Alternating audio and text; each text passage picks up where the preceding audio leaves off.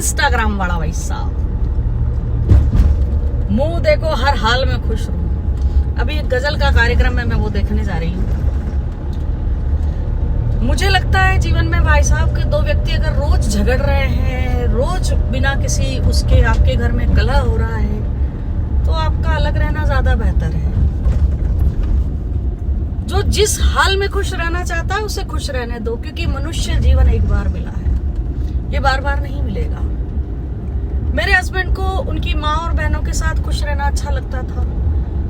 वो शरीर से भले मेरे साथ खड़े रहते थे, पर मन कभी भी उनका हमारी तरफ नहीं हुआ। कहते ना कि जानवर के ऊपर भी अगर वार किया जाता है तो वो रिप्लाई जरूर करता है, बट वो रिप्लाई नहीं करते थे किसी भी बात का। वो उनके ऊपर भी कुछ भी होता तो भी कुछ नहीं कहते, हमारे लिए कुछ होता तो भी नहीं कहते। मैंने काफी टाइम तक अपने लिए सहन किया, लेकिन एक माँ अपने बच्चे के लिए कभी सहन नहीं कर पाती है।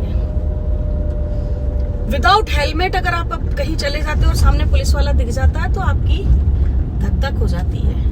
तो आप सोचो कि मेरे 16 साल के बच्चे के लिए उन्हें पुलिस बुलाई तो मुझे बहुत बुरा लगा। फिर मेरे बच्चों ने भी कहा कि पापा को सही और गलत का निर्णय नहीं आता है मम्मा, तो हम अलग हो जाते हैं। तो अलग होना मेरे अकेले का निर्णय नहीं था, मेरे बच्चों का निर्णय भी था उसमें।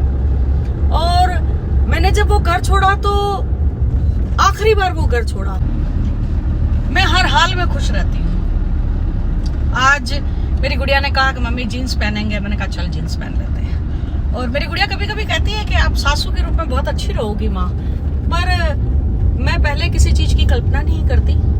और मुझे लगता है कि अगर दो व्यक्ति किसी एक घर में रह के रोज कलह कर रहे हैं, रोज कोई ना कोई टॉपिक चल रहा है, तो आपको निर्णय लेके अलग हो जाना चाहिए, ऐसा मेरा सोचना है। और मेरे बच्चों का भी था, तो मेरा निर्णय मेरे अकेले का नहीं था, मेरे बच्चों का भी निर्णय था ये।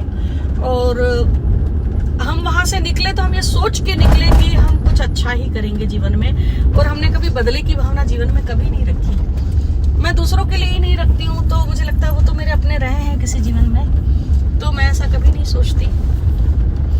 और लोग बात कहते हैं कि आपके पास नौकरी लगने के बाद आपने ऐसा कर लिया, तो नहीं मेरे भाइयों और बहनों, मेरी नौकरी लगने के 11 साल बाद मैंने ये निर्णय लिया।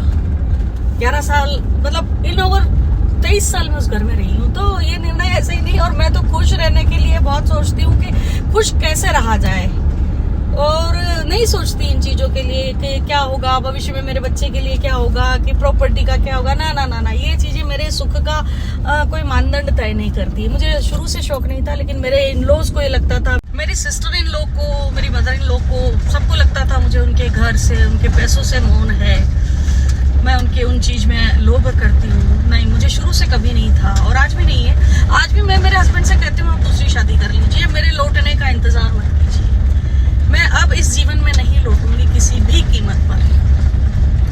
आगे रुक कर लिया जो कर लिया, पीछे के सारे दरवाजे बंद करके मैंने उस घर से निकली थी, और बार बार लौट के मैंने 23 सालों में देखा कुछ नहीं मिला।